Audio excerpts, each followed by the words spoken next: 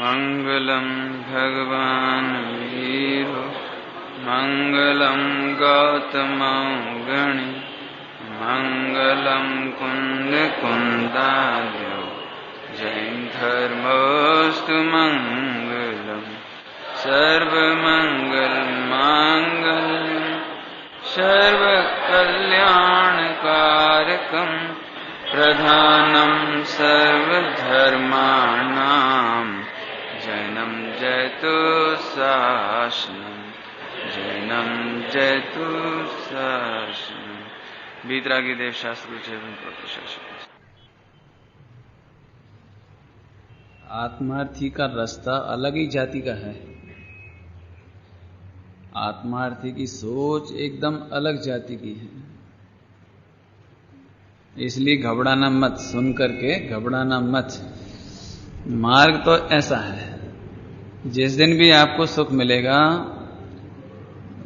रत्नत्रय की पूर्णता होगी, साधना की पूर्णता होगी, तो रास्ता तो ऐसा है। ख्याल में आया? अभी पाठ करते हैं पहले तो 8वां छंद। बहुपसर्ग कर्ता प्रतिपण क्रोध नहीं, बंदे चक्रि तथापि न मढ़े मान जो, देह जाय पण माया थाय न रोम, लोभ नहीं छो प्रवृत्ति सिद्धि निदान जो, अपूर्व अवसर ये वो प्यारे आपसे। क्या कहते हैं? बहु उपसर्ग कर्ता के प्रति भी क्रोध नहीं हो।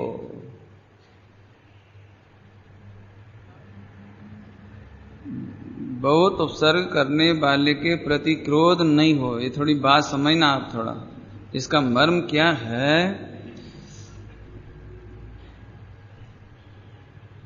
अमेरिका में वो बिल्डिंग गिर गई ना, तो बिल्डिंग गिरने पर आदमी की मृत्यु ही हो गई, और उसी समय किसी व्यक्ति के करोड़ों रुपए का लॉस हुआ, लेकिन जीवन बच गया। तो दोनों में से कौन बैड लकी है? एक का करोड़ रुपए का लॉस हुआ, क्योंकि उसमें ऑफिस था ना किसी का, लेकिन वो बिल्डिंग में घुस नहीं पाया था, उस दिन ऑफिस में आ नहीं पाया था। उसका ऑफिस था, करोड़ों रुपए का टर्नओवर बिजनेस था, लेकिन वो बिल्डिंग में आ नहीं पाया था, इसलिए बच गया। लेकिन करोड़ों रुपए का बिजनेस नष्ट हो गया। सामग्री थी, जो भी था उसमें सब नष्ट हो गया। कंप्यूटर रखे होंगे, जाने क्या क्या सामान रखा हुआ, सब नष्ट हुए, और एक व्यक्ति वहां मर गया। बोलो, दोनों व्यक्तियों में से जो दूसरा व्यक्ति, एक तो मर गया, उसको तो अब कुछ कहना ही नहीं है, वो तो क्या कहें, लेकिन जो बच गया वो करोड़ों का लॉस हुआ, उसको कैसा लगेगा? बस ये प्रश्न पूछना है मुझे तो। उसको कैसा लगेगा? कि हमारे यहां एक कहावत है हिंदी में, जान बची तो लाखों पाए। जान बची तो, प्रश्न में क्या कहना है? एक बार धन चला जाए तो दुख सहा जा सकता है, एक बार भोजन में उल्टा कम ज्यादा हो जाए, कभी सूखा मिल जाए, रूखा मिल जाए, थोड़ा मिल जाए तो चलता है। कपड़ा अच्छा नहीं हो तो मोटा चलता है, सादा कपड़ा चल सकता है। बहुत बड़ा बंगला नहीं हो तो सामान्य रेंट पर लिया हुआ, भाड़े पर लिया हुआ कमरा चल सकता है। लेकिन उपसर्ग करने वाला शरीर को ही तंग करे नहीं। सामने वाला गाली देवे तो चल जाए, लेकिन वो चाकू से मारे तो, आग लगाए तो नहीं, खा जावे तो, पिटाई करे तो क्या हो? ये दृष्टांत हो, समझना अच्छी तरह से। एक बार हमसे दूर हमारा मकान चला जाए, पैसा चला जाए, व्यापार चला जाए तो उतनी तकलीफ नहीं है। दूर से कोई गालियां दे तो इतनी तकलीफ नहीं है, लेकिन कोई हमें ही परेशान करे, बॉडी को टच करे नहीं। स्कूल में दो तरह के लड़के होते हैं, मार्केट में भी दो तरह के व्यक्ति होते हैं। एक बेचारे सीधे साधे होते हैं और दादा गीड़ लड़का होता है वो गालियां दे देता है, तो अपन ही सोचते चल गाली देता है कोई बात नहीं, अपन तो चल कोई झगड़े में नहीं पड़ना, अपने को गाली तो देते हैं बस। क्यों? कॉलेज में रैगिंग होती है ना, रैगिंग, तो वो रैगिंग दो प्रकार की, एक तो केवल दूर से ही गालियां दे देवे, और एक तुमको शरीर से ही पिटाई करें, उल्टा सीधा करें। समझ गए दृष्टांत? तो दोनों में से कौन सी बर्दाश्त की जा सकती है? कि पहले नंबर की बर्दाश्त की जा सकती है। आप दूर से गाली देते रहो कोई बात नहीं, आपको हमारा फोटो बनाना है कार्टून बोर्ड पर तो बना दो, आपको और कुछ करना है कर लो, लेकिन हमको टच मत करो। यहां तक तो अपने को सुख लगता है ना सुख, हमें मत छुओ आप, बस हमें परेशान मत करो, आपको जो दिखे तो करो। एक एग्जाम्पल, ऐसे ही पाप के उदय को नहीं लिया, कोई हमको गालियां देवे ऐसा नहीं लिया, बहु उपसर्ग करता, उसके प्रति भी मुझे क्रोध नहीं हो। समझ में आया? एक छोटा मोटा हानि कर देवे, कोई छोटा मोटा हमको मारपीट कर देवे, छोटी मोटी कोई बात कर देवे, छोटा मोटा पाप का उदय है, उसकी बात नहीं करते हैं। टॉप लेवल की कोई बहुउपसर्ग, आहा, एक दिन बताया था आपको उपसर्ग और परिचय में अंतर। परिचय तो कंटिन्यूस चलते हैं, कंटिन्यूस चलते ही हैं, लेकिन उपसर्ग तो कभी कभी होते हैं, और वे जब होते हैं तो एक हिसाब से वो भयानक होते हैं। इसका शब्द ऊपर भी आया था, घोर परिचय के उपसर्ग भय करे, भय को करे, घोर उपसर्ग जो भयभीत कर देते। अरे रे, अभी दिगंबर मुनिराजों के उपसर्गों की बात सुनो तो कोई पकड़ करके उन्हें गर्मा गर्म तेल की कढ़ाई में डाल देता है, कोई देव आदि उनके ऊपर अग्नि की वर्षा कर देते हैं, भयंकर भयंकर अजगर आदि आकर के निगल जावे, सियार और व्याघ्री, सिंह, बाघ वे आकर के खा जावे। देखो एक सेकंड में देह छूट जावे ना तो भी इतनी तकलीफ नहीं होती, एक सेकंड में देह छूटी खत्म, अब जो होना था हो गया नहीं। लेकिन धीरे धीरे धीरे जो उपसर्ग बढ़ते हैं, आवाजें सुनने को मिलती हैं भयकारी, शरीर को खाते हो, शरीर का लॉस होता हो, और ऐसे में अंतर में आत्मा भयभीत होती हो, तो आम व्यक्ति साहस नहीं रख पाते, शूरवीरता नहीं रख पाते, और तब उन्हें क्रोध उत्पन्न हो जाता है। यहां कहते हैं उपसर्गों के प्रति तो क्रोध होवे ही नहीं, पाप का उदय आवे उसमें तो तकलीफ है ही नहीं, प्रतिकूलता आ जाए उसकी तो बात ही नहीं, लेकिन उपसर्ग करता हो नहीं। समझो एक दृष्टांत है, सामने वाले व्यक्ति ने एक पत्थर फेंक के मारा तो पत्थर पे गुस्सा थोड़ी करेंगे, करता, पत्थर फेंकने का करता। पत्थर किसने फेंका? सामने से किसी ने गोली चलाई तो गोली पर गुस्सा थोड़ी करेंगे, पिस्तौल पर गुस्सा थोड़ी करेंगे इसके ऊपर हम, लेकिन चलाने वाला कौन है, गुस्सा तो इस पे आएगा ना। ऐसे ही बहु उपसर्ग कर्ता के प्रति क्रोध नहीं हो। देखो भी शब्द है ना, पण यानी छोटे मोटे पाप के उदय, छोटे मोटे प्रतिकूलता देने वाले, छोटे मोटे हमको गाली देने वाले, मारने सताने, उनकी तो बात ही नहीं। जैसे क्या कहें, अटल बिहारी वाजपेयी जी ने कहा ना कि सहनशीलता की भी एक सीमा होती है। आखिर कब तक सहें, अब हम भी चुप नहीं बैठेंगे, सीमा होती है ना सहनशीलता की सीमा। तो बोलो तुम कब तक सह सकते हो? मम्मी पापा कितना डांटे कि अपन शांति से रह सकते हैं, कि छोटी मोटी बात कहेंगे तो ठीक है, और भी होगा 2-4 बात, 4 बात, 10 बात, 5 बात, लेकिन फिर 100 बातें रोज सुनाई जाएं तो अब कई लोग को टेम्पर लूज होता है, तो फिर तो मैं सुसाइड कर लूंगा, मर जाऊंगा, मेरी बस की नहीं है रोज रोज रोज रोज रोज रोज सुनो। यहां तो कहते हैं बहुत उपसर्ग करने वाले के प्रति भी, छोटे मोटे की बात नहीं है, छोटे मोटे की बात नहीं है। आहा, बहुपसर्ग करता प्रति, पण क्रोध नहीं। क्यों नहीं? अब बस प्रश्न आएगा, क्यों नहीं? बहुत उपसर्ग करने वालों के प्रति भी क्रोध क्यों नहीं होगा? अब पहले क्रोध को समझ लें अपन, क्रोध को समझे पहले। क्रोध का मतलब आंख का कोना लाल हो जाना, हाथ ऐसे हो जाना, मुख से गाली दे देना, इसका नाम जैन शासन में क्रोध नहीं कहते। इसकी चर्चा हुई थी पहले। यहां तो उपसर्गकर्ता को उपसर्गकर्ता देखना, अनुभवना, ये क्रोध है। थोड़ी सूक्ष्म बात है। ठीक है, हम गुस्सा नहीं करेंगे, मुख बंद कर लिया। कई बार ऐसा होता है, लोक में भी ऐसा होता है, सामने वाला दादा नंबर हो, है ना, और इधर थोड़ा बेचारा सीधा साधा मध्यम दर्जे का आदमी हो, गरीब दर्जे का आदमी हो, तो दादा के सामने क्या करे? अब अंदर तो ऐसा लग रहा है, लेकिन ऊपर से तो भाई साहब, दादाजी, क्या बोलते, बड़े भाई, हाँ भाई क्या करें? ऊपर से तो ऐसे बोलता है, लेकिन अंदर अंदर तकलीफ। तो हम पूछते हैं, वो क्रोध कर रहा है कि नहीं कर रहा है? ऊपर से तो पिटाई कर रहा है वो दादा उसकी, और वो हाथ जोड़ रहा, पैर पड़ रहा, बिल्कुल साहब, माई बाप नहीं, ऐसे नहीं बोलते। अब ऐसे ऊपर से ऐसा बोलता, लेकिन अंदर अंदर तो हम बोलो, पूछें वो क्रोध कर रहा है कि नहीं कर रहा है। अब मान के चलो वो दादा ये बोले कि मैं तुझे एक चांटा दूंगा, लेकिन तू हंसेगा तो मैं तुझे छोड़ दूंगा, और तू रोएगा तो 2 और दूंगा। तो अब वो क्या करेगा? वो कि वो मारेगा और वो कहेगा गुड लकी, आहा पुण्य का उदय आ गया। अब बोलो, ऐसे बोलने पर तो वो क्रोध नहीं कर रहा है ना? समझ में आता ही नहीं आता? क्रोध कर रहा है कि नहीं कर रहा है? वो ऊपर से तो प्रसन्न हो रहा है वो, क्योंकि उसे मालूम है कि एक चांटे में छूट सकते हैं, तो हंस रहा है। ध्यान से सुनना, ऐसे ही पुण्य के उदय के लोभ से, स्वर्ग के लोभ से, मोक्ष के लोभ से भी दुख सह लिए जाएं तो भी जैन दर्शन क्रोध कहता है।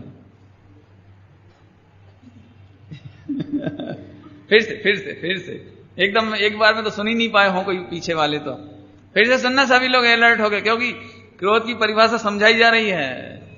स्वर्ग मोक्ष के लोभ से, जैसे उसने सोचा मैं छूट जाऊंगा, मैं इससे छूट जाऊंगा दादा से, तो इस जब मारे तो अपन हंसो, अरे साहब आपका आशीर्वाद है, बहुत बढ़िया, ऐसा बोल देंगे तो छूट जाएंगे। लेकिन अंदर में तो है ना, ऐसे ही पुण्य के लोभ से, स्वर्ग के लोभ से, मोक्ष के लोभ से, नरकों से बचने के लोभ से भी कोई कष्टों को मुस्कुराते हुए सहता है। कोई द्रवलिंगी मुनिराज जंगल में बैठे हैं और उन्हें मालूम है कि यदि मैंने थोड़े देर कष्ट उठा लिया तो बाद में तो मेरे मोक्ष होने वाला है, थोड़ी देर कष्ट उठा लेंगे तो बाद में तो मेरे स्वर्गाधिक होगा। तो देखो भाई, कष्ट तो उठाने ही पड़ेंगे, आखिर कर्म का उदय है। तो अभी जैन दर्शन कहता है कि यह क्रोध है। क्रोध अब कैसे जीते पंडित जी? अब कैसे जीते? कि फिर से समझो, ये जो क्रोध है, क्यों क्रोध कहा? क्योंकि सामने वाला उपसर्ग करता है ही नहीं, वो तो तेरे उपसर्ग का आरोप ही मात्र है। नहीं तो पता नहीं चल रहा है ना, वो तो आरोप मात्र है उस पर, वो करता है ही नहीं। उसकी क्या ताकत? उसकी क्या ताकत? नहीं। एक काम करो, तुम में से कोई मेरे से ऋण वापसी के लिए मेरे पास आओ कि पंडित जी आप कब चुकाओगे, 1 लाख रुपया दो। आओगे? कोई आओगे आप में से कि पंडित जी आपसे 10 लाख रुपए लेने, जल्दी चुकाओ, नहीं तो हम कोर्ट में चले जाएंगे आपके खिलाफ। है कोई ताकत? नहीं। वो ताकत तो क्यों नहीं ताकत? बोलो क्यों नहीं ताकत? अब मान चलो मैंने यहां पर शैलेश भाई से या अशोक भाई से 10 लाख रुपए क्रेडिट लिया था पिछले साल, तो पहली नंबर तो आने में ही डरूंगा कि आते से पूछेंगे पंडित जी वो आप ले आए होगे और मान के चलो मैं नहीं भी लाया हूं, नहीं भी चुकाऊं, तो आखिर ये कह तो सकते ही हैं नहीं। और मान चलो 1 साल बीत गया, 1 महीना कह करके लिया था कि 10 लाख रुपए आपके दे दूंगा 1 महीने में, और मैं 1 साल बीत गया और आ गया, तो अब मेरे से डायरेक्ट मांगोगे, नहीं मिलेगा तो आप समाज में फैलाओगे धीरे धीरे बात, ये जो पंडित जी है ना, ये पिछले साल हमसे 10 लाख रुपए ले गए थे, लेकिन अभी तक नहीं दिया है। नहीं करोगे? बोलो ध्यान से सुनना, अभी मैं लेके ही नहीं गया 10 लाख रुपया, तो कौन मांगेगा मेरे से? ऐसे ही जिन्होंने पाप पूर्व में किए ही नहीं हो, तो उनके ऊपर उपसर्ग क्यों आए हैं? ध्यान से सुनना, आप ये नहीं समझना कि हमको असहाय जानकर कोई सताता है। आप ये नहीं समझना कि हम सीधे साधे पड़ गए इसलिए लोग हमें सताते हैं, क्योंकि अभी ये शिकायत है आप लोगों को, पंडित जी आजकल सीधे साधे को तो हर कोई पीट देता है। जमाना तो ऐसा है कि अपने कार से साइकिल टकराए तो अपन उतर के पहले उसमें 2 लगाओ क्योंकि अपन पहले से ही टेम्पर हाई कर लो तो पब्लिक ये सोचती कि लड़के की गलती होगी, और अपन धीरे चुप हो गए, बेटे क्या हुआ क्या हुआ, तो जब तक पब्लिक अपने को घेर लेती है। ये लोगों की साइकोलॉजी है, मैंने अपन पहले ही गलती अपनी हो तो भी अपन गर्म हो। देखो एक ध्यान से सुनना, सामने वाला तुम्हें सरल जान करके सीधा जान करके नहीं दबा सकता, दबा नहीं सकता। ये कर्म फिलॉसफी है, और यदि कर्म फिलॉसफी झूठी हो जाएगी तो जैन समाज जैन शासन झूठा हो जाएगा, फिर तो वस्तु स्वरूप ही झूठा हो जाएगा। अरे यदि तुमने पूर्व में किसी को सताया है, दबाया है, मान्यता है ना तुम्हारी, सामने वाला निर्दोष होने पर भी, आप सदोष होने पर भी आप उसको सताते हो, दबा देते हो, क्योंकि वो मजबूरी में आपके घर का नौकर है, क्योंकि मजबूरी में वो आपके घर की बहू है, क्योंकि मजबूरी में वो आपका बेटा है, क्योंकि मजबूरी में वो आपके पिता हैं, और आप पावर में हो इस समय। आप क्या करते हो? बोलो, अपन ने किराए से मकान दुकान ले ली हो, अब वो खाली करवाने वाला हाथ जोड़ जोड़ के हार जाए कि नहीं अब तो आप 2 लाख रुपए दो, 5 लाख दो, तब खाली करेंगे। ये तो दृष्टांत है, मुझे कुछ कहना नहीं। तुम पावर में हो इसलिए सामने वाले को दबा लेते हो। सुनो, अब जब वो पावर में होगा, अर्थात कर्म के उदय सहित होगा, कर्म के उदय सहित, और तुम साधक दशा में बैठे हो गए, तब अब वो ऋण वापस लेने आ गया, कर्जा वापस लेने आ गया, जो आपने उस समय दिया था ना उस समय पूर्व में, वो लेने आया। समझ में आया? मैं सारे में समझा दिया आपको। अनावश्यक अपने घर के मेंबर हो कि नौकर हो कि व्यापार में ग्राहक हो कि मित्र हो कि पड़ोसी हो कि कोई प्राणी मात्र हो, क्या कहें भाई, यहां तो जैन शासन में एक इंद्री के ऊपर भी करुणा की गई। एक इंद्री 2 इंद्री, पानी को भी छान करके पीते हैं। एक इंद्री 2 इंद्री पर भी करुणा, और हम संगी पंचेंद्री अपने घर की बहू उसे क्लेश करा देवे, बहू सास को क्लेश करा देवे, ऐसे काम करे जानबूझ करके कि आखिरकार सास हार करके चली जावे का अंदर समझ में आया कि सेपरेट हो जावे। हम ज्यादा नहीं कहना चाहता हूं। सुनो, यदि हमारी चित्त वृत्तियां किसी का शोषण करने में है, दबाने में है, आनंद मानती हों, और हमें ऐसा लगता है कि हम पावर में हैं तो इसका दुरुपयोग करें, ध्यान रखो आप कर्जा ले रहे हो, और जब आप वापस होगे तब या तो देव बन करके, व्यंतर बन के, मनुष्य बन के, पशु बनकर वो कर्जा वापस लेगा। अब श्रीमद जी इसलिए कहते हैं कि मुझे बहु उपसर्गकर्ता के प्रति क्रोध नहीं आ रहा है। बहु उपसर्गकर्ता के बहुत उपसर्ग करने वाले के प्रति भी क्रोध नहीं आ रहा। क्यों नहीं आ रहा? क्योंकि वो उपसर्गकर्ता है ही नहीं आई समझ। दृष्टांत देना पड़ेगा। दृष्टांत देते हैं। एक आदमी ने एक लाठी उठाई, लाठी क्या बोलना, मोगरे की कपड़ा धोने की क्या बोलते, कोटनी, मोगरी क्या बोलते, धोना, धोखा, अच्छा धोखा बोलते, अच्छा। अब उसको उठा के और उसने सोचा कि इसको अपने सिर में दे मारो, उसको उठा के उसने ऐसे सिर में दे लिया। अब सिर में तकलीफ हुई, हाँ सिर में तकलीफ हुई। बोलो इस सिर में तकलीफ देने का करता कौन, धोखा कि अपनी कौन? अब वो कहेगी, कोई पूछे इस सर में इतना बड़ा कैसे हो गया, इतना कैसे हो गया, क्या करूं ये धोखा है ना तो लाओ धोखे की पिटाई करते हैं अपन, धोखे की पिटाई करें। धोखा क्या करे, ये मोगरी क्या करे, ये कुटना क्या करे, इस पर तो निमित्त पने का आरोप है। पहले पूर्व भाव में तुमने मजे मजे में दूसरे को शोषण करके ये धोखा दिया था और वही धोखा रिटर्न हुआ है। जीव नहीं, वो तो सुबह चर्चा चल रही, एक द्रव दूसरे द्रव का करता और फिर करता देखना ये क्रोध हुआ, करता है नहीं उसे करता देखना ये क्रोध हुआ। श्रीमद जी कहते हैं, मैं वस्तु स्वरूप का ज्ञाता हूं, मेरी भावना तो ये है कि बहु उपसर्ग करता होवे तो भी मुझे उसके प्रति क्रोध नहीं आएगा। क्यों नहीं आएगा? क्योंकि मुझे वो दोषी नजर नहीं आ रहा है, दोषी नजर नहीं आ रहा है। नहीं, दृष्टांत देवे, दृष्टांत। आजकल रोबोट होते हैं, रोबोट नाम सुने होंगे, रोबोट है ना। तो अभी ऐसे रोबोट आ गए कि आप जो चाहो उसको ऑर्डर करो तो वो काम करेगा, काम करेगा वो। तो एक दिन आपने बोला रोबोट को कि मेरा गला दुख रहा है, जरा दवा दी। समझ गए? समझ गए? तो उसने, आपने कहा गला दवा दे, तो उसने दवा दिया। हाँ, अब गलती किसकी है? गलती किसकी है? स्वयं की है ना। ऐसे ही आपने पूर्व में, क्या गजब बात है, ध्यान से सुनना, पूर्व में आपने क्रोध में आनंद माना है, क्रोध में आनंद माना है, क्रोध करते हुए को देखकर आनंद माना है। ध्यान से सुनना, क्रोध करते हुए को देखकर आनंद माना है। सावधान, एक मार्मिक बात कहना चाहते हैं हम आपको। वर्तमान में टेलीविजन पर देखकर या समाचार पत्रों में पढ़कर या रेडियो में सुनकर यदि आप उसके क्रोध का अनुमोदन करते हैं, अरे क्या जा रही है वो, देखो क्या बम पटके जा रहे हैं, और देखो क्या लोग भाग रहे हैं, और क्या गिर गए, क्या मर गए, और आपको आनंद बुद्धि हो, तो तुम्हें खबर ही नहीं है कि तुमने इस क्रोध की अनुमोदना करके क्रेडिट कर लिया। क्रेडिट क्या करना है? समझ में आया कुछ?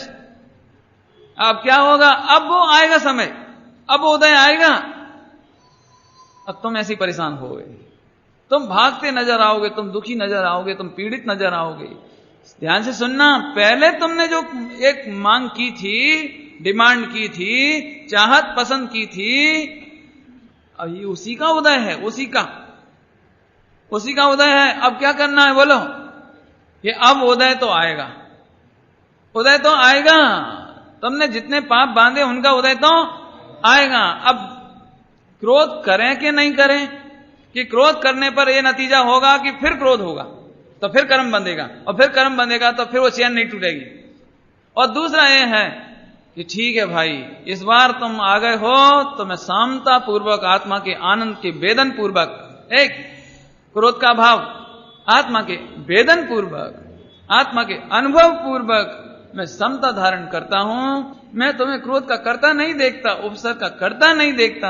ऐसा करते करते उसकी निर्जरा हो गई। अब नया लोन नहीं लिया, नया ऋण नहीं लिया, नेक्स्ट टाइम के लिए, हमेशा के लिए आनंद। अभी क्या स्थिति होती है? अभी ऐसी स्थिति होती है कि हमने इनसे 1 लाख रुपए लिया, 1 लाख रुपए क्रेडिट, क्या उधार लिया, और अब क्या हुआ, इन्होंने मांगने के लिए आए तो तकलीफ तो होती है। पैसा वसूलने आए कोई दुकान पर, थोड़ी तकलीफ तो होती है, लेकिन अब क्या करें, देना तो पड़ेगा ही नहीं। तो फिर इनसे 1 लाख रुपए लिया, इनका लौटा दिया। अब चैन हो गई। अब 1 महीने बाद ये वापस आ गए मांगने, तो हमने इनसे ले लिया, इनके लौटा दिए। हाँ भैया, कर्जा चुक रहा है कि नहीं चुक रहा है? चुक रहा है कि नहीं चुक रहा है?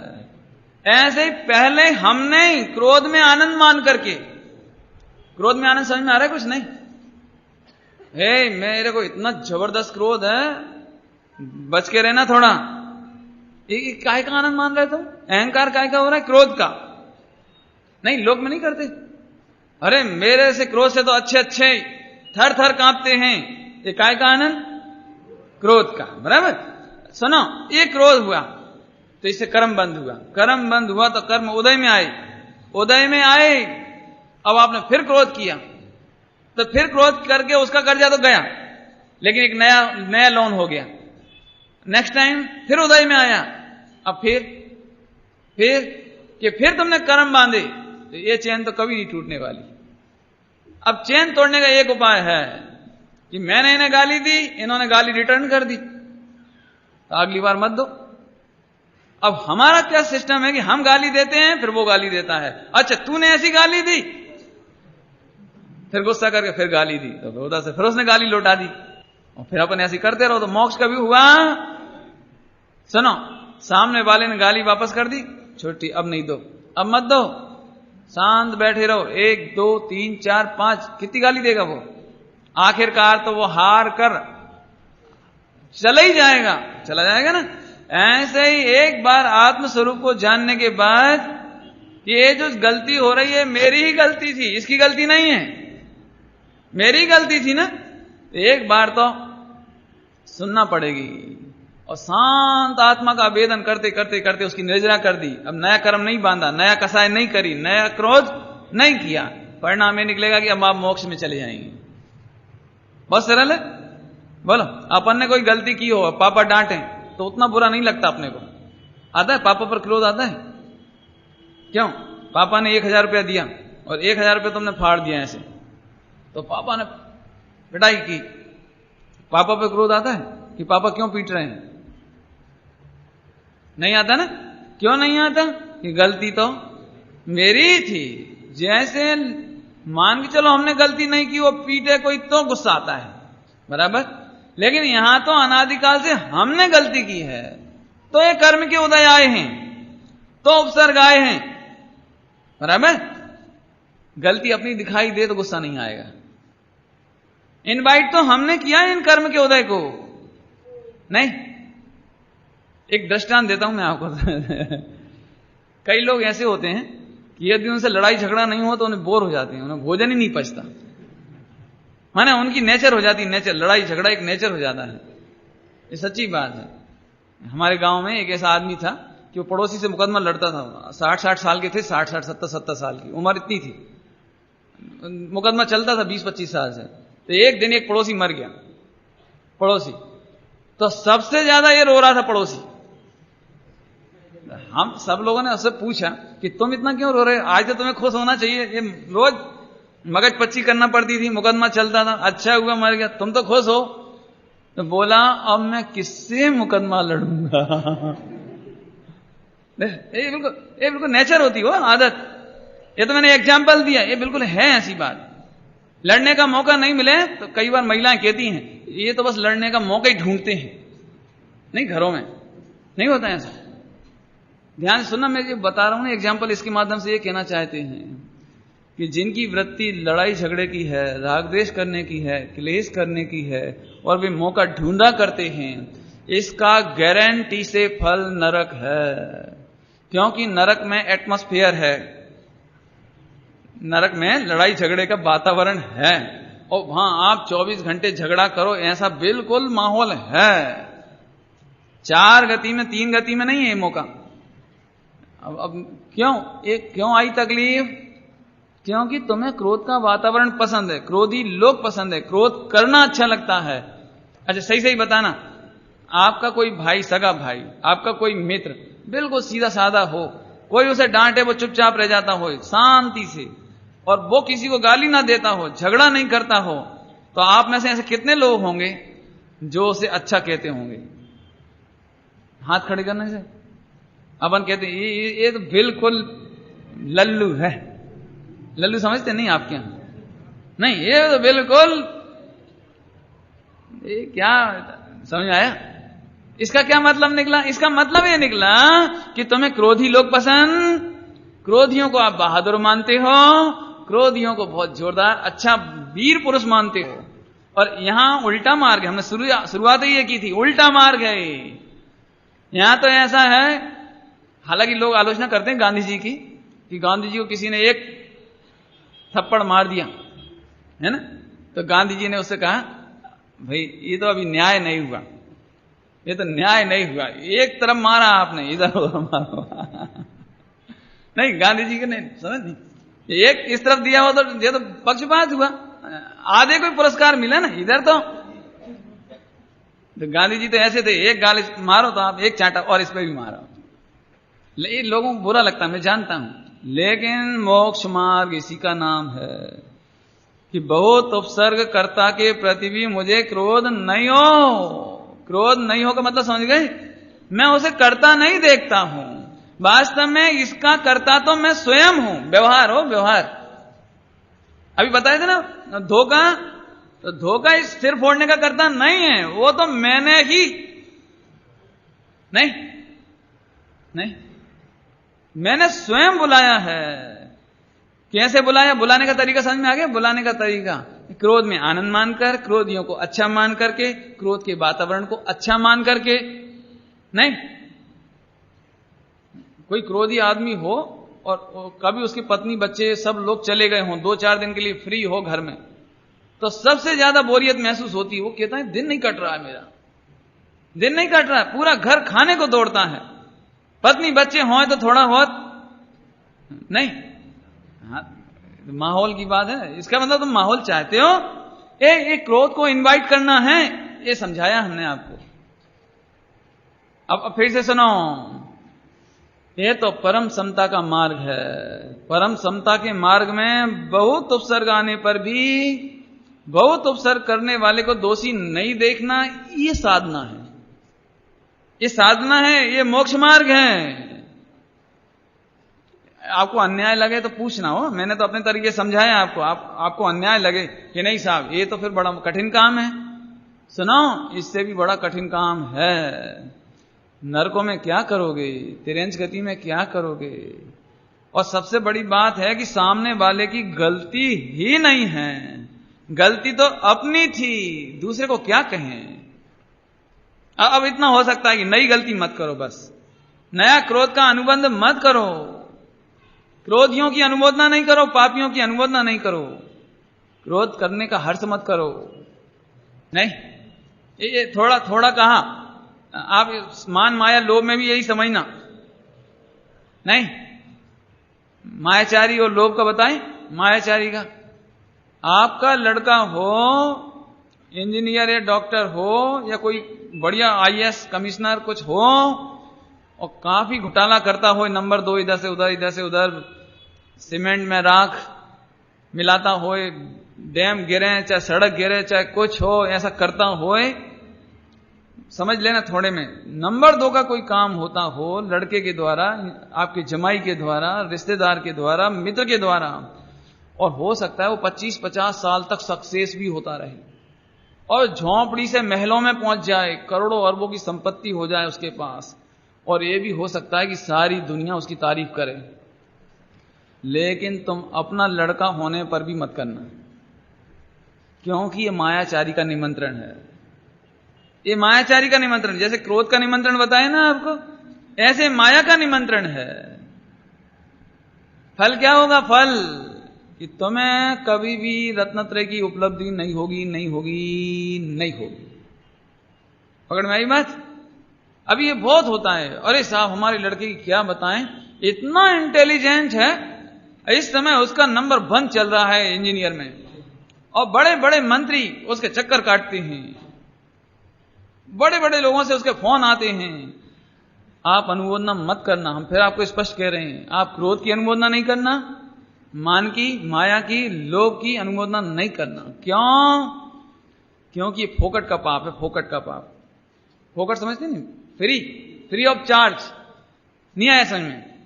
अभी आप समझ लो कि यहां सड़क पर जाकर के बोलो जोर से, तालिबान जिंदाबाद। आप बोलो बोलो, हैं? लादेन का एक फोटो यहां लगा के खड़े हो जाओ, आप लादेन का एक फोटो लेके खड़े हो जाओ, क्या होगा?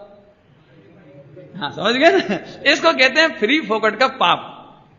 फ्री फोकट माने लेना एक न देना दो, कोई मतलब नहीं, लेकिन बिना बात पुलिस पकड़े, बिना बात जेल में डाल दे, पिटाई करे, मारपीट हो, पता नहीं क्या क्या होगा। नहीं, एक बार सड़क पर खड़े होके बोल दो। एक आदमी बोल रहा था, एक आदमी रेलगाड़ी में, कि मैं अटल बिहारी को गोली मार दूंगा। तो अपन ने पूछा कब मारोगे, कब मारोगे, सही सही बताओ। तो पुलिस ने दोनों को देखा, दोनों को। हाँ बोले बोले, हाँ क्या होगा, क्या होगा? अपन ने क्या किया? अपन ने गोली मारी? नहीं मारी। तो अपन ने क्या किया? क्या खुश होने का अधिकार नहीं है? क्यों? मुस्कुराने का अधिकार नहीं है? खुश होने का अधिकार नहीं है? कि है, लेकिन ये प्रसंग कौन सा है? अनुमोदना का पाप बता रहे हैं आपको, अनुमोदना का। क्योंकि अभी जब घटनाएं घटती हैं ना ऐसी, तब लोग हमसे पूछते हैं, पंडित जी ऐसा कौन सा पाप किया हो उन 5-10 हजार लोगों ने जो एक साथ वर्ल्ड ट्रेड सेंटर में दब गए?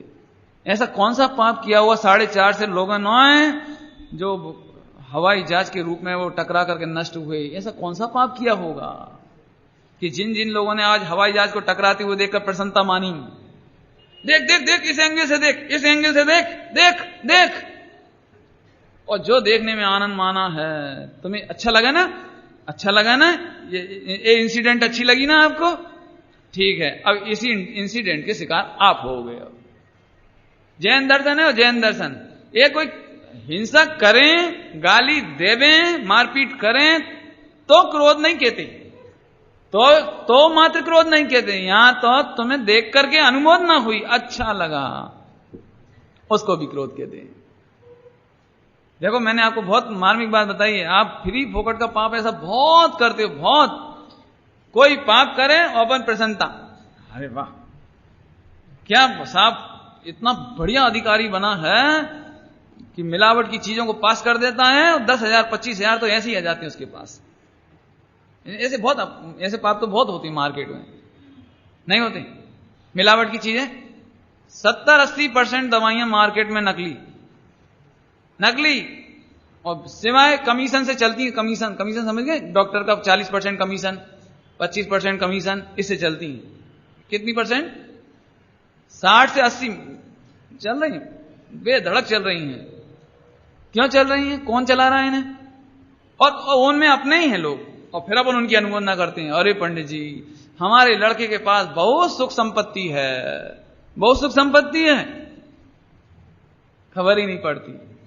आपको बता दिया, जैसे अनुमोदना करके अभी लादेन का नाम लेने मात्र से, अनुमोदना करने मात्र से हम पकड़े जाते हैं, दुखी होते हैं, ऐसे ही दूसरों के पाप, क्रोध, मान, माया, लोभ में हर्ष मनाने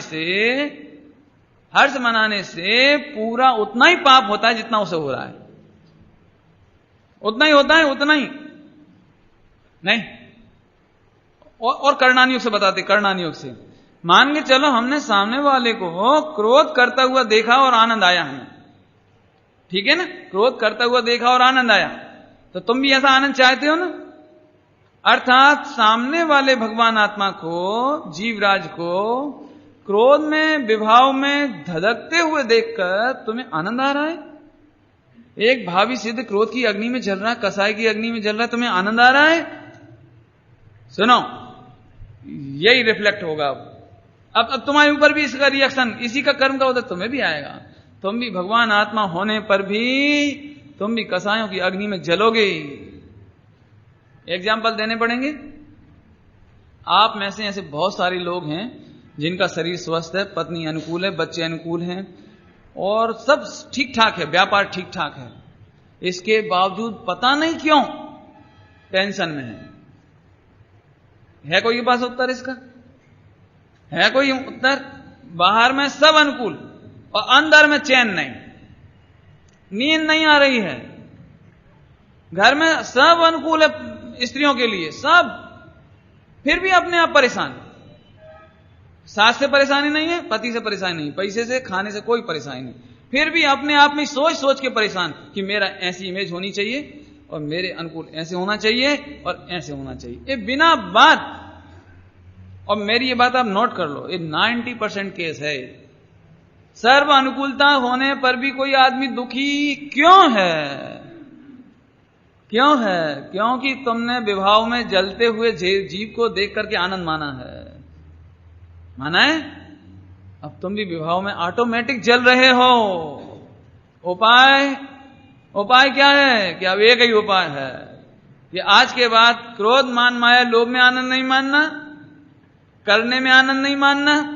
नंबर 3, प्लान बनाने में आनंद नहीं मानना। क्या कह रहे हैं? प्लान बनाने का मतलब समझे आए? अरे वो तो तुम्हारे साथ ऐसा हुआ, यदि मेरे साथ होता फिर देखता मैं।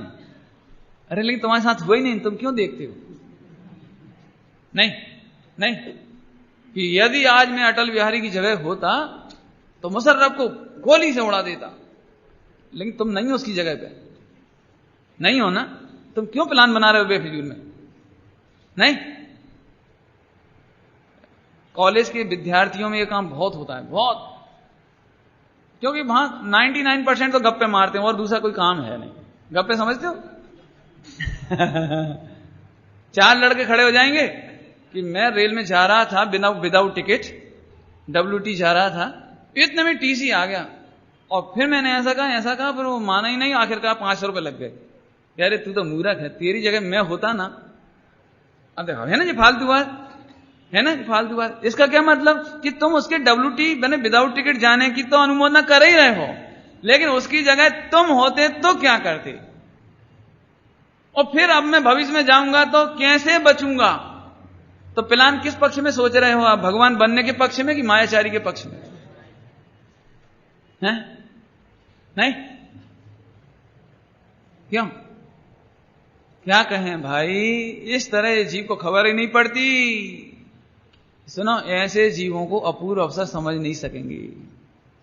पढ़ भले ही लेंगे, लेकिन समझना संभव नहीं होगा, और जब समझना ही संभव नहीं होगा तो मोक्ष मार्ग में चलना तो संभव ही नहीं होगा। ये तो इतनी लायकात, इतनी पात्रता चाहिए, है ना।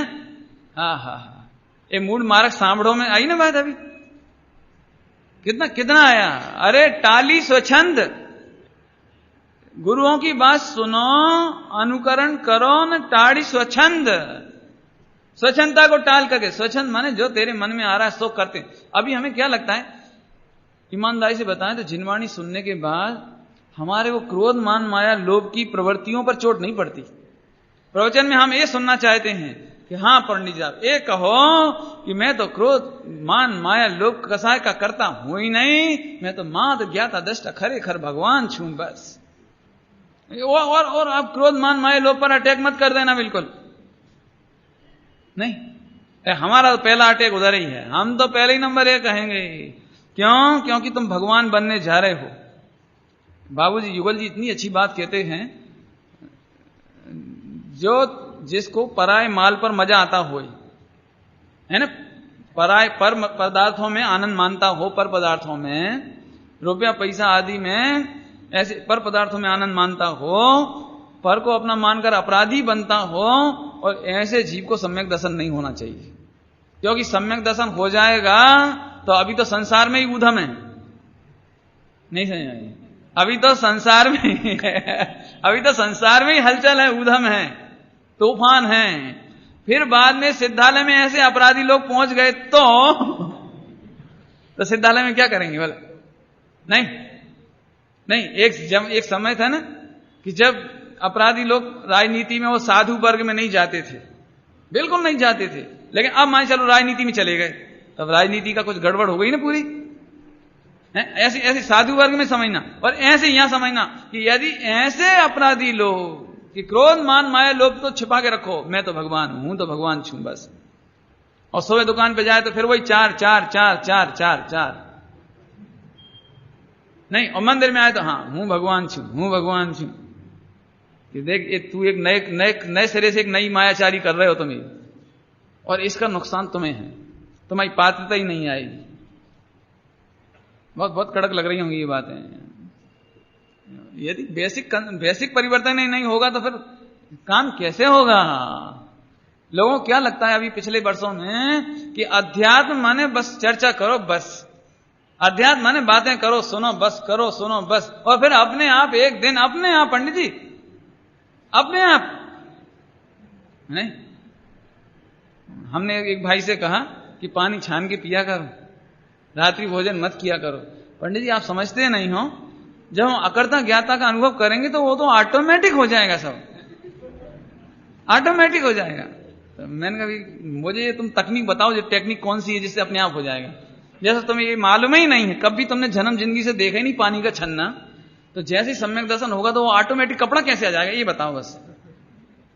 और कपड़े की मोटाई आपको कैसे मालूम पड़ जाएगी कि ये सही है, और फिर कैसे आप छानने लगोगे, फिर कैसे जीवाणी करोगे, ये बात आप हमें समझाओ। नहीं कैसे करोगे बोलो। ये तो ऐसी बात हो गई कि एक दृष्टांत देता हूं, जैसे कोई 8 साल 10 साल की बच्ची हो और रोटी बनाना सीखना चाहती है, लेकिन मम्मी बोले बेटी तू जब एक दिन अपने आप शादी होगी तो अपने आप सब सीख जाएगी। क्या कहा? एक दिन अपने आप सीख जाएगी ना। क्यों? एक दिन जब वो स्त्री बनेगी, 20-25 साल की शादी हो जाएगी, साड़ी पहन लेगी, तो रोटी बनाना नहीं सीख जाएगी। तो रोटी बनाना तो बुद्धिपूर्वक ही सीखा जाता है ना, नहीं? ऐसे यहां पर बुद्धिपूर्वक भाई साहब क्रोध मान माया लोभ बुद्धिपूर्वक छोड़े जाते हैं, बुद्धिपूर्वक इनका स्वरूप समझा जाता है और बुद्धिपूर्वक इनकी प्रवृत्ति छोड़ी जाती है। एक पॉइंट कल रात में बोला हो या सुबह बोला हो, जहां लोकाचरण ही नहीं होता है, जहां लोकाचरण तक ना हो, वहां सदाचरण और धर्माचरण कैसे होगा और वहां स्वरूपाचरण कैसे होगा, वहां मुक्ति कैसे मिलेगी? है श्रीमद जी ने बहुत साफ लिखा है, स्वच्छंद वृत्ति में, स्वच्छंद चित्त में ये गुरुओं की देशना, ये भगवंत सर्वज्ञ भगवान की देशना फलीभूत नहीं होती है, उतरती नहीं है, उतरती नहीं हो। सम्यक दर्शन तो बहुत दूर। समझ में आया? अभी अपन 2 मिनट जरा भगवान सामने बैठो, कोई तकलीफ तो नहीं ना? स्वास्थ्य ठीक है, पैसा ठीक है, पत्नी ठीक है, बच्चे ठीक है, सब ठीक है, जरा भगवान सामने बैठो जरा 2 मिनट। क्या बात है? बात क्या है? फिर से समझना, जब तक इन कसायों का आपको अनुमोदना है, कसायों में आनंद है, तब तक ये मार्ग शुरू नहीं होता। यहां तो मुनि दशा की बात चलती, मुनि दशा की बात, क्योंकि मुनि दशा होने पर, बहुत उपसर्ग होने पर भी उनके प्रति क्रोध आता नहीं। अब क्रोध नहीं आता मतलब कि सामने वाला तलवार लेके आ गया तो अब यहां कपकपी नहीं है, घबराहट नहीं है, अरे अब मर जाएंगे, अब मर जाएंगे, मर जाएंगे, ए मर जाएंगे, तो अपने आप में क्रोध है, क्योंकि भगवान आत्मा अनादि अनंत हूं, मेरी प्रतीति में तो अनादि अनंत बना है, मैं मरता ही नहीं हूं, मरता ही नहीं हूं, नहीं?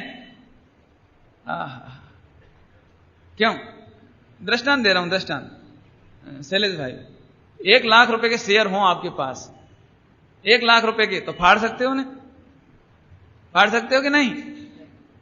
नहीं फाड़ सकते। अरे किसी बात कर रहे, फाड़ेंगे 1 लाख रुपए के शेयर कि रुक जाओ।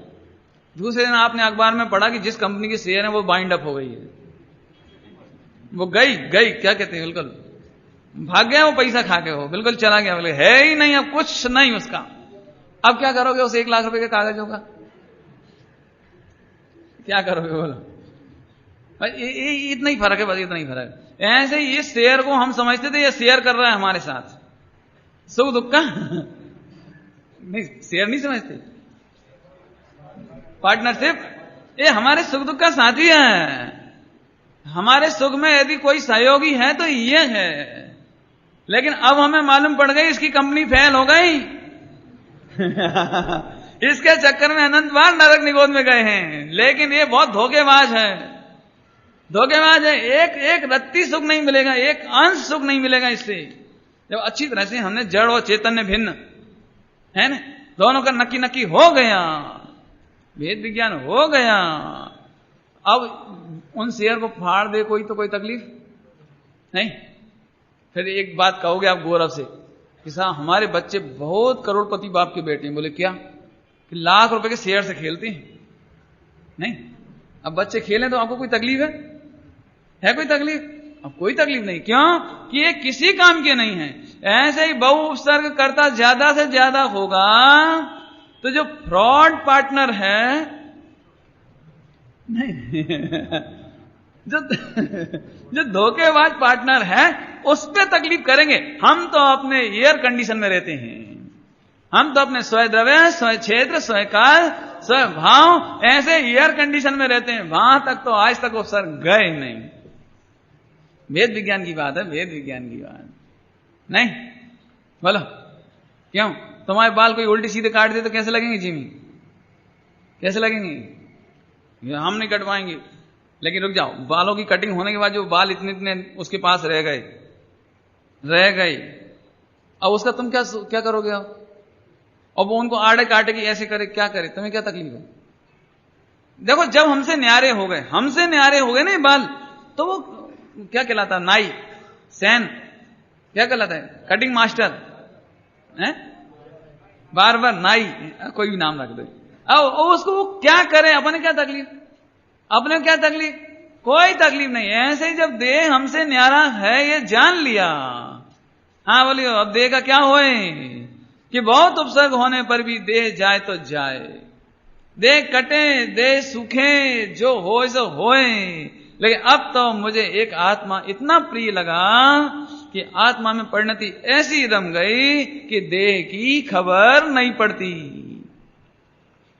ठीक है कि साहब क्या ऐसा हो सकता है कि कई लोगों को ऐसा लगता है पंडित जब शेर खाता होगा तब मुनिराजों को खबर तो पड़ती होगी, खबर तो पड़ती होगी ना, है कि सुनो खबर पड़ती है तब तक केवल ज्ञान नहीं होता। जब तक खबर पड़ती है उसका नाम संजुलन क्रोध, और यदि नीचे गिर जाए तो फिर वो क्रोध की क्वालिटी भी बढ़ जाएगी। है खबर पड़ जाए मात्र तो संजुलन क्रोध है वो उसका नाम, खबर पड़ने का नाम संजुलन क्रोध। और खबर भी नहीं पड़े तो संजुलन क्रोध को जीत करके केवल ज्ञान ले लिया। समझ में आ रहा कुछ? और दुखी हो जावे तो फिर क्रोध की क्वालिटी बढ़ गई। ठीक है अभी सुनो, दिगंबर मुनिराज है आत्मा तीन लोक का नाथ तत्व है, ऐसा जानने पर आत्मा में इतना आनंद आता है कि गुरुदेव श्री ऐसा दृष्टांत देते हैं। इसे कोई बालक होता है ना, बालक और माँ की उंगली पकड़ करके मेला में जाते, मेला में घूमने को जाते हैं, खूब भीड़ हो गई तो जरा बालक को कुछ धक्का लगे तो माँ को और ऐसे पकड़ लेता है, जरा कुछ हो गए तो माँ को और पकड़ लेता है। ऐसे ही दिगंबर मुनिराज आत्म साधक जैसे ही जरा पाप का उदय आया, उपसर्ग आया, प्रतिकूलता आई, कुछ बात हुई तो आत्मा में और चोट जाते हैं और आत्मा में और उपयोग लगाते हैं और इस तरह से केवल ज्ञान ले लेते हैं। मैं ऐसा चाहता हूं, श्रीमद जी कहते हैं मैं ऐसा चाहता हूं। इसमें क्या दम है? कोई एक चांटा मारे हम गुस्सा करें, कोई नुकसान कर दे हम गुस्सा करें, इसमें क्या दम है? दम तो पुरुषार्थ, पुरुष हो तो पुरुषार्थ ऐसा होना चाहिए। कैसा कि बहुत उपसर्ग आने पर भी, देखो बच्चों में झगड़ा हो जाए तो बच्चे जरा में रो देते हैं। क्यों? कभी पापा और पड़ोसी का झगड़ा हो तो पापा रोती, अब बड़े लोग रोती नहीं है ना, नहीं रोना चाहिए ना, नहीं रोते ना, जैसे जैसे बड़े हो जाते तो रोते हैं। इनका 1 रुपया खो जाए, चवन्नी खो जाए इस बच्चे की, चवन्नी समझते, 4 आने 25 पैसे खो जाए तो ये रोने लगेगा अभी हाल, और तुम्हारे 25 रुपए खो जाए तो बड़ा किसको कहना, पुरुष किसको कहना जो पुरुषार्थ करे। पुरुषार्थ माने कि नुकसान होने पर भी रोवे नहीं, यही ना। ऐसे ही दिगंबर मुनिराज पुरुषार्थी हैं, पुरुष हैं, आत्म साधक हैं। कैसे हैं कि बहुत उपसर्ग होने पर भी ये विकल्प नहीं आता कि ये उपसर्ग हो गया, और वे कहां चले जाते हैं? अंतर में सिमट जाते हैं। साहब ये तो बहुत कठिन है। बिल्कुल कठिन नहीं, बिल्कुल कठिन नहीं है। देखो अभी अपन बैठे हो और मैं आपको एक सुई चुभाऊं, सुई, तो आपको तकलीफ होगी कि नहीं होगी? होगी कि नहीं होगी? होगी। अभी रुको, आपकी लड़की की शादी हो और बहुत बढ़िया लड़का, बहुत अच्छा घर, बहुत अच्छा वर और बहुत जोरदार नंबर 1 शादी हो रही बोरीवली में, नंबर 1, इतनी टिप टॉप आप शादी कर रहे जोरदार, और लड़के की बारात आ गई, सब काम तेजी से चल रहा है, आप भी तेजी से काम कर रहे हैं, और इतने में आपका पैर कट जाए किसी कांच से, क्या होगा? आप हॉस्पिटल जाओगे कि नहीं जाओगे? जाओगे कि नहीं जाओगे? अब ये तो करके देखना आप। नहीं माने आपको खबर ही नहीं पड़ेगी पैर कब कट गया। देखा होगा आपने, क्यों शादी विवाह होए तो जब तक भावरे नहीं होती ना, 7 राउंड जब तक नहीं होते तब तक तो दौड़ दौड़ के पानी, दूध, नाश्ता, और जैसे ही वो कंप्लीट हुए 7 पानी लाना। क्या बात हो गई जी? हो क्या गया जी? अरे भैया पैर तो उठ ही नहीं रहे, ये क्या हुआ जी? 3 दिन से तो तुम दौड़ रहे थे और अब क्या हो गया तुम्हें कि जरा ऊपर जाके सामान लाना? तो ऐसा लगता है अब क्या हुआ जी? 3 दिन तक नहीं थके थे तुम और अचानक थक गए। ध्यान से सुनना, 3 दिन भी थके तो थे लेकिन आनंद में इतने निमग्न थे कि वो थकान खबर नहीं पड़ती थी। आनंद में इतने मग्न थे कि पैर कब कट गया नहीं।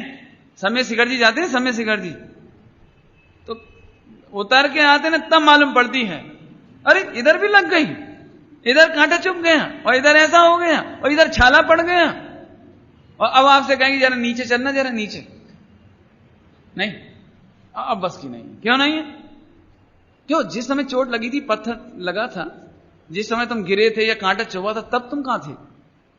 कि तब तो हम आनंद में थे। ये दृष्टांत दे दिए 3-4। जब हम आनंद में होते हैं तो हमें शरीर की दुख की खबर पड़ती नहीं है। दुख तो क्या कहें शरीर, लेकिन शरीर के परिणमन की खबर नहीं पड़ती। सुनो, अभी तो तुम चारों कसाय जोरदार वाले हो, लेकिन जहां 3 कसाय चौकड़ी का अंत हुआ होए, दिगंबर मुनिराज की दशा होए, आत्मा में मग्नता होए, जिन्हें उछल करके गुरुदेव श्री ऐसा कहते थे, अब भी उछल कर केवल ज्ञान लाने वाले हों, इतना जोरदार पुरुषार्थी अब भी उछल कर केवल ज्ञान लाने वाला हो, उसे उस अफसर की खबर पड़ती होगी उसे, है? नहीं। अब बहुत दृष्टांत हो गए, अब अंतिम दृष्टांत। आपका समुद्र में जहाज टूट गया और आप समुद्र में डूब रहे हो, तो हम ये पूछते हैं कि आप अब समुद्र में वो जहाज टूट गया उसे गालियां दें, कि सरकार को गालियां दें कि कैसा पानी का जहाज भेजा, कि वो जो चलाने वाला कप्तान था, कैप्टन, उसको गाली दें? क्या करोगे बोलो? क्या करो बोलो, क्या करो? क्रोध करने की फुर्सत है? क्रोध करने की फुर्सत है? अभी तो ऐसा लग रहा है कि वो जो पटिया दिख रहा है ना, वो 5 हाथ दूर, अभी तो उसे पाओ, यदि वो पटिया हाथ मिल गया लकड़ी तो मैं बच सकता हूं, है ना? है ना ऐसा? बोलो, समझ में आया दृष्टांत? तो अभी वो क्रोध करने की फुर्सत नहीं है। ऐसे आत्म साधक को श्रीमद जी कहते हैं, बहु उपसर्गकर्ता के प्रति भी क्रोध करने की फुर्सत नहीं है। अभी तो मुझे आत्मा मिल गया है तो मैं आत्मा में मग्न होता हूं, आत्मा को पकड़ता हूं, और इसलिए मुझे क्रोध करने की फुर्सत आया। समझ में आया? अपने को तो ऐसा लगता है, पंडित जी आप ऐसा उपदेश दो कि देखो अभी तो तुम ग्रस्त हो तो गुस्सा कर सकते हो, नहीं। ये पूछते हैं, पंडित जी आप एक बार बताओ, हमारी सास बिल्कुल अंजना की सास से भी ज्यादा है, तो अब हम क्या करें ये बताओ? नहीं समझ में आया? अंजना की सास समझ में आई? नहीं पता। अभी इतना करे तो अपन कहां तक बर्दाश्त करें आखिर? नहीं। ऐसे मेरे पास बहुत केस आते हैं। एक केस का वर्णन करता हूं मैं आपको। एक का पति एक्सपायर हो गया, बाकी सब ठीक था, लेकिन वो तो पति जाना ही माने बहुत दुख है उसे। तो वो मेरे एक ही बात पूछे बस, पंडित जी एक बात बताओ, हमने ऐसे कौन से पाप बांधे होंगे कि सबरे दुख हम पे ही आए? समझ में आती भाषा? ये सारे के सारे दुख हम पे ही आए, ऐसा कौन सा पाप बांधा होगा? मैं तुमसे हमसे पूछ रहे हो कि कौन? मैं तुमको सुना रहा हूं, उनको नहीं कहा एकदम ऐसे, उन्हें तो थोड़ा धीरे से प्रेम से कह दिया, बाकी बात मैंने उनको इनडायरेक्ट प्रवचन में कही, मैं सामने नहीं कह सकते। यहां मैं कहता हूं आपको, सुनो। अरे रे, मिथ्या दृष्टि ने कौन सा पाप नहीं किया? अपने आत्मा का, परमात्मा का तिरस्कार करके कौन सा पाप नहीं किया जो हम पूछ रहे हैं कि हमें ऐसा उदय क्यों आया?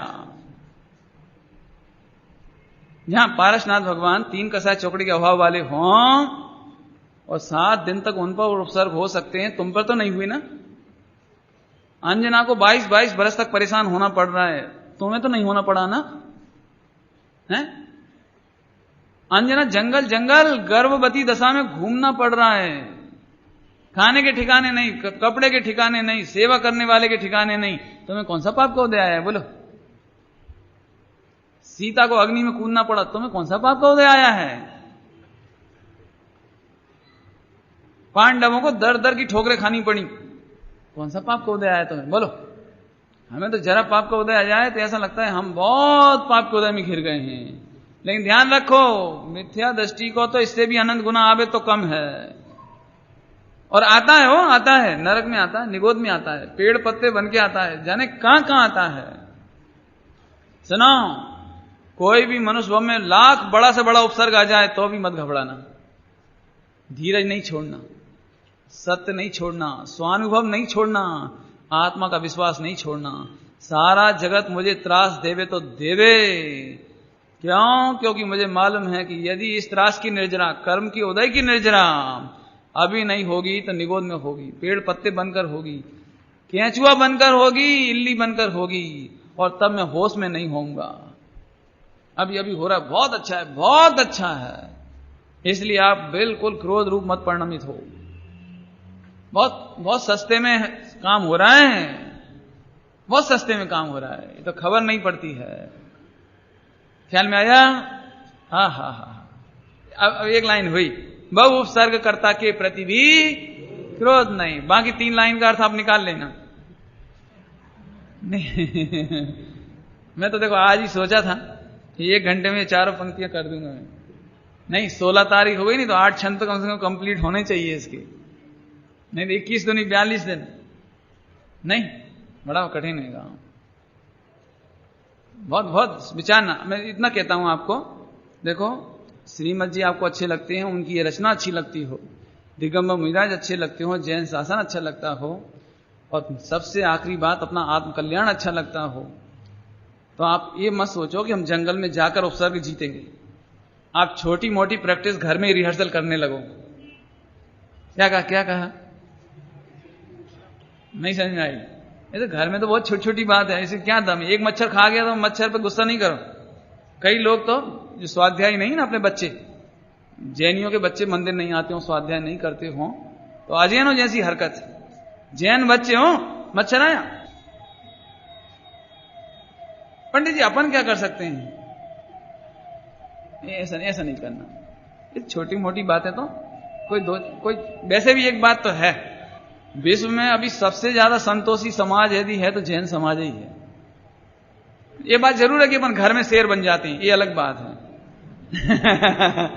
लेकिन बाहर तो क्या कह रहे हैं, सीधे ही रहते हैं, इसलिए अपन आतंकवादी नहीं बन पाते, इसलिए अपन और उल्टे सीधे अपराधी नहीं बन पाते। ये बात तो अच्छी है, अच्छी है ये बात, लेकिन आत्मा के लक्ष्य से करना है इसे। घर में छोटी मोटी प्रतिकूलता पति पत्नी को हो, सास ससुर बहू बेटा नौकर ग्राहक सेठ, ये लिस्ट आप लगाते रहना है। जहां जहां आपको जरूरत पड़े आप सहनशील बनो, और आत्मा के लक्ष्य से। मैं भी परमात्मा हूं, सामने वाला भी परमात्मा है, किस पर क्रोध करें, है ना? ऐसा विचार करके अपने घर में भी कभी उपसर्ग आवे तो अभी से ऐसी भावना भाना, अपूर्व अवसर वो क्या रे आवशी, बहु उपसर्ग कर्ता प्रतिपण क्रोध, ऐसी भावना भाना। ओम नमः शिवाय।